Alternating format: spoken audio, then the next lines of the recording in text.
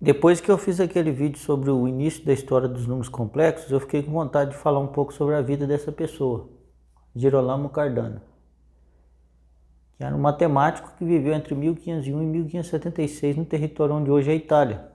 Naquela época, entretanto, não era a Itália, era um amontoado de principados que muitas vezes entravam em guerra uns com os outros. E o poderio da Igreja Católica também era grande lá, alguns estados e principados estavam debaixo do poder da Igreja muito mais que os outros, né? Os estados papais. Inclusive isso tem um impacto na vida do Girolamo. Daqui a pouco eu vou falar disso. Ele nasceu em 1501 em Pávia, né?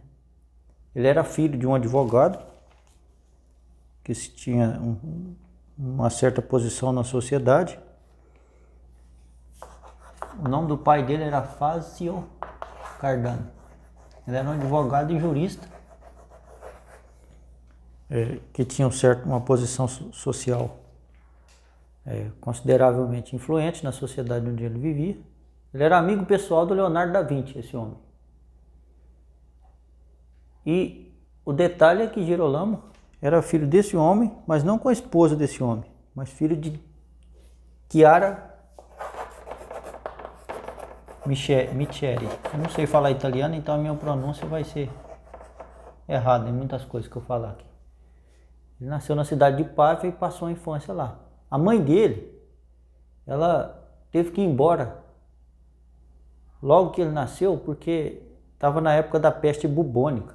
Ela perdeu as 3 crianças dela nessa época. Outro detalhe também, que é até um pouco triste da vida dele, é que essa mulher, por ter tido filho com uma pessoa de certa influência, talvez por medo, né? Não se sabe, medo de ter alguma implicação com a família do cara lá, algum problema. Ela tentou abortar o Girolamo 3 vezes. E quando ele nasceu, na Wikipédia, vocês podem olhar a referência que eu usei para fazer esse vídeo, o filho dela, o Girolamo, teve que ter sido tirado à força dela. Provavelmente porque temiam pela vida do menino, né? Eu que estou especulando, não sei. Se é uma pessoa que tentou abortar 3 vezes e não conseguiu, né? Quando o menino nasceu, eles tomaram o menino dela. Quem tomou? A família do cara. O Fazio Cardano tomou o menino e criou o menino. Ele teve uma infância muito difícil, primeiro que o pai dele era muito autoritário, uma figura muito forte, e depois que ele era muito doente. Inclusive quando ele se tornou moço já, homem maduro no sentido sexual, dizem que ele era até impotente por causa da enfermidade. Mas em seguida isso aí melhorou, porque ele teve 3 filhos, né, com a esposa dele. E em 1520 ele já tinha 19 anos, naquela época uma pessoa com 19 anos era um homem, né?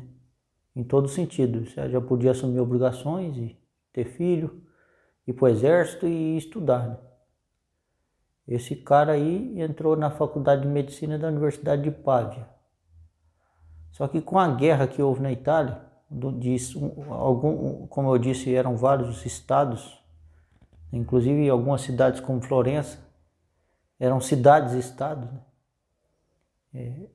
Entraram em guerra, houve uma guerra grande na Itália e envolveu a cidade onde ele morava, a cidade de Pávia. Aí ele transferiu para a Universidade de Pádua. Os nomes são parecidos, mas as cidades são 2 cidades diferentes. E lá em Pádua ele se formou doutor em medicina em 1525. O engraçado que aconteceu com ele é que, embora ele fosse inteligentíssimo, ele se formou em 5 anos em medicina, né? E tinha uma capacidade mental incrível, uma inteligência muito grande. Só que aí ele saiu da faculdade e tentou a licença para praticar medicina. A licença para praticar medicina, você tinha que conseguir nesse órgão aqui, ó, Colégio de Médicos de Milão, que era onde ele queria ir praticar medicina. Ele se formou em Pádua e falou assim: eu vou para Milão, que é uma cidade maior, porque lá eu vou ganhar mais dinheiro. Mas para isso, a primeira coisa que ele tinha que fazer é tomar a bênção desses caras, né? Que eram os professores lá do Colégio de Médicos de Milão, para ver se ele conseguia ser aprovado para ter uma licença, que é um documento emitido por esse órgão, para ele abrir um consultório, né? Uma prática, né? Eu estou usando termos modernos para a pessoa entender, mas é tipo como se fosse hoje o médico tem que ter uma licença para praticar a profissão, e a licença nessa época era esse órgão aí que concedia para ele. Só que como ele era uma pessoa difícil, que teve uma infância difícil, ele era muito agressivo e muito franco. E o pessoal lá do Colégio de Médicos de Milão não gostou dele não.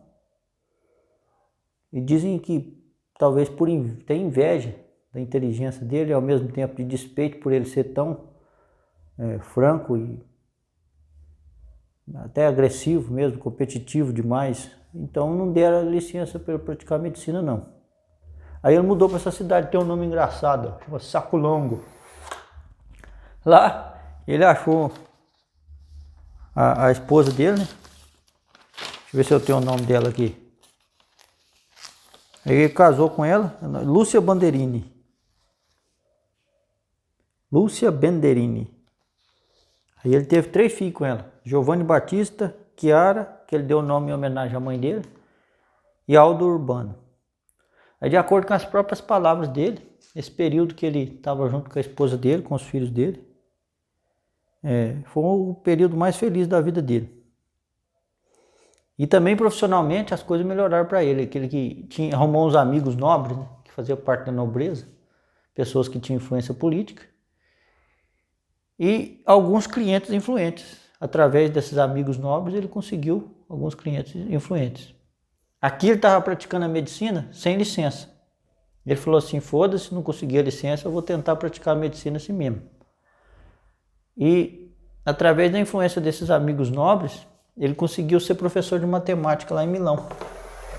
Ele conseguiu uma cadeira para um posto efetivo de professor para dar aula na universidade.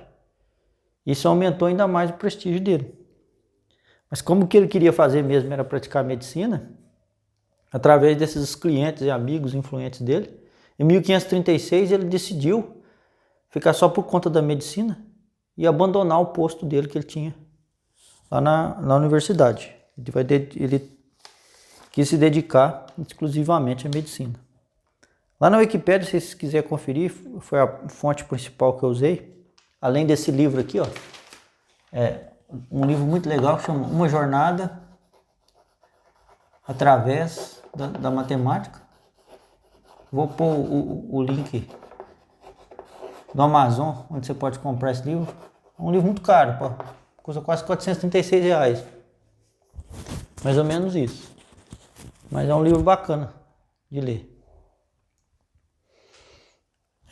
Lá na Wikipédia está falando que ele atingiu um prestígio tão grande que, de acordo com as próprias palavras dele, posteriormente, ele disse, essa é a palavra do Girolamo, não menciona lá se tinha prova documental disso ou não, que ele atingiu bastante notoriedade e, devido ao tempo que ele passava com os pacientes, ele até rejeitou. Isso deve ser mentira, porque por mais prestígio que o cara tinha, ele disse que rejeitar como cliente os reis da Dinamarca, da França e a rainha da Escócia seria muita burrice para alguém que passou pelas dificuldades que ele passou. Mas não sabe, né, o que aconteceu. Aí agora, vamos falar um pouquinho sobre a matemática do cara, né? O interesse, assim, para quem gosta de matemática é ver o que o cara fez de legal na matemática. O Girolamo foi o primeiro cara a fazer uso sistemático de números negativos. Ele, na Europa, né? Antes na China já tinha um matemático que usava, na China antiga, mas na Europa foi o primeiro matemático que fez um uso relativamente sistemático dos números negativos, embora não com a familiaridade que a gente tem hoje, que crianças têm, né, com números negativos, ou pelo menos devem ter, né. E o que eu mencionei no outro vídeo é que ele publicou nesse livro aqui, né? Ars Magna. O nome completo desse livro é Ars... Deixa eu ver se eu acho aqui. É um nome comprido, mas é a Magna Arte de Investigação Algébrica, um negócio assim. Aí nesse livro ele fala um pouco da equação cúbica, que na verdade não foi ele que descobriu a solução. Essa equação aqui, ó, que está escrita em notação moderna, ela é a forma deprimida, que eles falam depressiva, ou reduzida. Em inglês eles falam depressive form. Em português acho que fica melhor falar a forma reduzida da equação do terceiro grau. Eu já falei disso num vídeo anterior, onde eu ensinei como é que você reduz a equação do terceiro grau geral a essa equação aqui reduzida. E o Dalfero, Scipione Dalfero, tinha solução para essa equação. Só que naquela época, muitos matemáticos eram seres humanos bastante pobres. Porque, tipo assim, o cara se dedicar a matemática, até hoje em dia, quem se dedica a coisas muito abstratas, os poderes políticos não costumam enxergar o potencial do que eles estão estudando logo de cara, né? Então, para Dalfero, valia muito mais a pena ele manter esse conhecimento que ele obteve pesquisando para ele do que falar para os outros. Por quê? Porque eles tinham lá na Itália um esquema bastante legal, que era tipo um desafio de equações ou de problemas matemáticos. Aí o cara que ganhava pegava o dinheiro apostado e ia embora com o dinheiro para casa. Então isso aí representava uma porcentagem bastante significativa dos rendimentos do professor de matemática, por incrível que pareça. Então o Dalfero não contou para ninguém que ele sabia resolver essa equação. Por quê? Que aí o cara ia fazer um fight lá de problema matemático. Aí ele ia lá para a praça na frente da universidade, fazendo os exercícios de aquecimento dele, e sabendo que se ele propusesse problemas desse tipo aqui, os outros matemáticos dificilmente ia saber, né? Então ele só contou para um aluno dele, cujo nome era Fior, né? É um nome até parecido com o nome português, eu não sei a origem do cara, é Antônio Maria Fior. Ele só contou para esse cara quando ele estava para morrer. Quer ver o nome do cara? É Antônio Maria Fior, lá de Veneza. Ele era um homem que veio de Veneza para estudar lá com o Dalfero. E esse Fior, ao contrário de Scipione, era um cara mais falastrão. Falava muito, fofocava muito. Aí pode ser que Tartaglia ouviu rumores dessa conversa. Ou senão pode ser também que Tartaglia descobriu sozinho a solução. O fato é que ele não sabia. Que a gente não sabe se foi o cara que redescobriu sozinho ou se ele ouviu outra vez desse cara aqui algum rumor de que a solução já existia. Aí, o que aconteceu em seguida, que envolve o Cardano, que é muito legal, foi um fight de equações entre esses dois, aqui ó, entre o Fior e o Tartaglia. Esse fight, o Fior só perdeu porque o Tartaglia sabia uma fórmula que o Fior não sabia, que era em vez de ter x aqui, tinha x quadrado, só se põe um 2 aqui. E o Tartaglia sabia essa também. Então eles fizeram um fight de 30 contra 30. O Fior propôs 30 palavras por 30 problemas para o Tartaglia e o Tartaglia propôs 30 para ele. O prazo que eles teriam para resolver esse problema seria de 50 dias. Só que o Tartaglia resolveu os 30 problemas do Fior em 2 horas. E o Fior não conseguiu resolver nenhum. E perdeu o desafio. Estou contando essa história porque provavelmente o Cardano ou estava lá ou ficou sabendo desse desafio. E o Cardano era bastante interessado nas equações do terceiro grau. O fato é que o Cardano escreveu a solução, né, que a gente conhece hoje, que é aquela que eu pus no outro vídeo meu. Ele escreveu a solução geral nesse tratado. E nesse mesmo tratado tem aquele fato que eu mencionei no vídeo sobre números complexos, que é resolver essa equação de segundo grau aqui, ó. Nessa época aí, as equações de segundo grau que não tinham solução nos reais, como essa aqui, por exemplo, os matemáticos estavam acostumados com ela, só olhava para ela e falava, essa equação é impossível, deixa ela para lá. Já o Cardano teve a audácia de escrever, né, como eu falei no outro vídeo, que é 5 mais ou menos a raiz de menos 15. No outro vídeo eu menciono a audácia que ele teve de escrever a raiz de um número negativo, que dentro tem um número negativo. A soma dá 10, é óbvio, né? Que essa parte esquisita aqui que ninguém entende some. E o produto, você usa aquela identidade que eu falei no outro vídeo, que é A mais B que multiplica A menos B dá A ao quadrado menos B ao quadrado.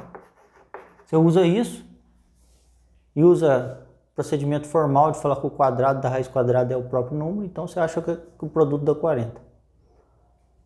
Só que o detalhe é que o Cardano olhou para esse número e falou assim, ó, isso é uma sutileza algébrica, uma sutileza de cálculo, e ela é tão sutil quanto ela é inútil. Não quer dizer que, embora ele tenha sido um dos pais dos números complexos, ele não botava muita fé nem nas propriedades, nem na utilidade dos números complexos, não. Depois teve Bombelli, Moivre, depois Euler, aí com o tempo foram formalizando cada vez melhor os números complexos. Eu vou falar disso no próximo vídeo que eu vou fazer.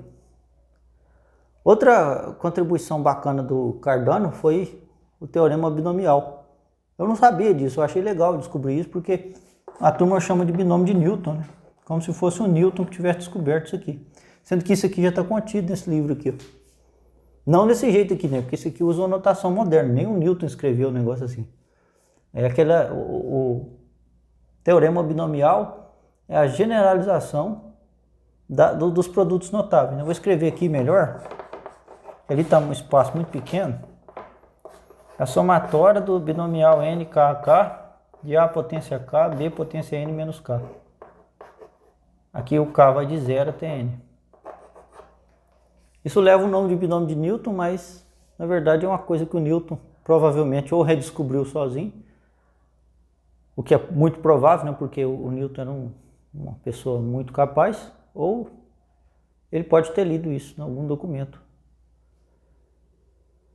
do Cardano, né? Tem alguém que escreveu sobre isso aí, a partir do que o Cardano escreveu também. Não podemos descartar essa possibilidade. Aí, vamos fechar esse parênteses, né? Que ficou, infelizmente, na minha exposição, como eu comecei falando da vida dele, a parte matemática ficou como se fosse um parênteses. Porque a vida do cara também tem muita coisa legal, assim, se você perceber.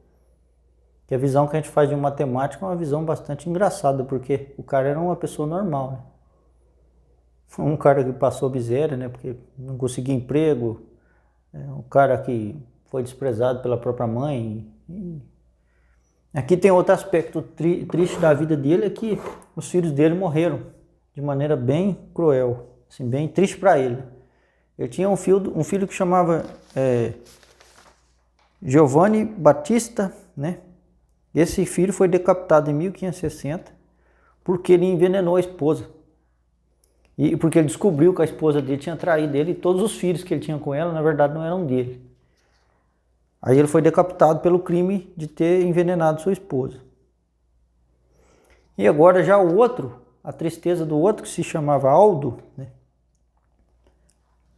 era que ele era um viciado em jogo e ele roubava do próprio pai do Cardano, que é a pessoa de quem a gente está falando, para alimentar o vício dele. Aí o Cardano deserdou ele, né? Isso aí causou muito desgosto para ele. E parte desse desgosto fez com que ele mudasse de Pávia para Bolonha. Ele acreditava que a turma de pessoas influentes lá começaram a ficar com inveja por causa do sucesso dele na medicina e tinham influenciado o julgamento do filho dele. E ele acreditava que era essa inveja dos pares dele, das pessoas que ele conhecia na sua atividade profissional, que implicou na morte do filho dele, desse Giovanni Battista. Então ele vazou lá para Bolonha. Aí lá, só que lá ele teve um infortúnio de cair nas mãos da Inquisição. Lá na Wikipédia não fala nem nesse livro aí que eu li, mas eu acho que dá para, assim, especular que como ele era um bocudo, uma pessoa franca demais, ele deve ter falado alguma coisa que desagradou a Igreja Católica. Ou, pelo menos, ou as autoridades que usaram o poder da Inquisição, da Igreja Católica. O certo é que ele ficou preso pela Santa Inquisição, né? E essa prisão fez com que ele abdicasse do outro posto acadêmico que ele tinha conseguido lá. Ele teve que se demitir, né, da posição acadêmica, porque estava na prisão, né? Não tinha jeito de ensinar lá dentro da prisão. Só que ele também não fala, né, na Wikipédia, eu também não pesquisei para frente, como é que ele conseguiu ser liberto. Talvez pela influência de outros amigos importantes, né? Que o cara, como ele é um cara inteligente, muito provavelmente ele tinha amigos e inimigos influentes, né? Então algum amigo dele deve ter ajudado ele a sair lá da prisão e ele mudou para Roma. Lá ele passou os últimos anos da vida dele e passou em relativamente melhor, porque ele tentou junto ao Papa, né? Primeiro ele tentou junto a um Papa, não conseguiu. Depois, quando mudou de Papa e foi Gregório XIII, assim, não sei se é assim que fala, ou se a gente tem que falar Gregório XIII, ele conseguiu uma espécie de salário, que naquela época, para você ser um pesquisador ou um artista, você não fazia um concurso, né? Que nem hoje tem nas universidades.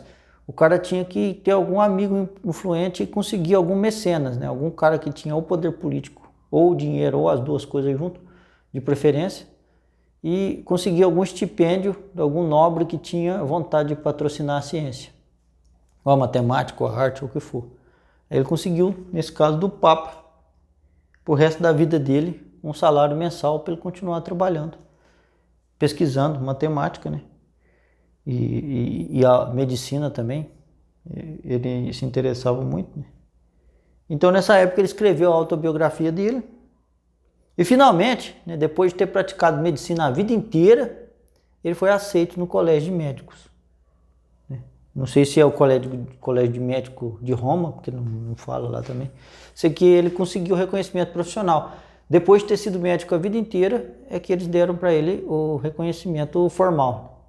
Aí ele morreu em 1576. Ele já tinha mais de 74 anos, já estava para fazer 75. Eu acho a vida dele bastante interessante pela complexidade do que ele viveu na vida pessoal e pelo interesse que ele tinha em matemática. Eu esqueci de mencionar aqui que ele foi o primeiro cara que escreveu sobre probabilidades, num contexto formal, assim, escreveu sobre a teoria e deu algumas aplicações.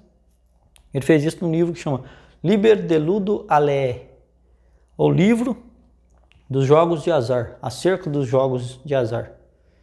Nesse livro, além dessa parte bacana sobre probabilidades, ele escreveu um capítulo inteirinho ensinando como é que eu roubava no jogo, como é que a pessoa podia roubar no jogo para tirar proveito de maneira desonesta. Ele ensina truques para a pessoa roubar no jogo.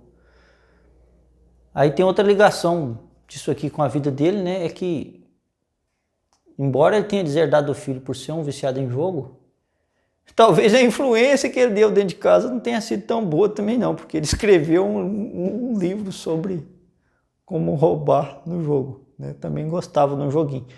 E o fato é que a vida inteira ele capengava muito na parte financeira. Ele não tinha muito noção de como mexer com dinheiro, não. Por isso é que ele gostava de jogo, porque no jogo ele tinha a sensação que ele conseguia o dinheiro de volta e que movimentava o dinheiro, né? Embora ele fosse um homem que conseguiu, mais no final da vida, relativa estabilidade profissional, eu imagino assim, daí eu estou julgando ele, né? O cara já morreu faz tempo, acho que ele não vai achar ruim. Ele gastava muito no jogo também, né? Aí ele herdou o filho, né? Provavelmente. Aquele esquema, né? Faço o que eu falo, não faço o que eu faço. Beleza? Eu achei bastante legal a vida do cara. E depois eu falo mais sobre a matemática dele. Mas eu pretendo um vídeo seguinte, em vez de falar mais desse pessoal da Itália, prosseguir na história dos números complexos. E se você quiser também, você vai lá na Wikipédia, ou se não, pega esse livro aqui, ou acha esse livro em algum lugar, ou compra. É um livro bacana também, que mostra que os matemáticos ao longo da história, nem todos eram pessoas assim, que tem aquele estereótipo, o cara já era rico e só se dedicava aos estudos e era uma pessoa isolada da sociedade, porque não sei o quê. Tem muita gente que tem esse estereótipo. No caso do Cardano, o cara era um médico, ele era viciado em jogo, ele era brigão, ele era um ser humano, né? Pai de família. Ele não se encaixa bem no estereótipo do matemático que dedica 100% da vida dele aos estudos, né?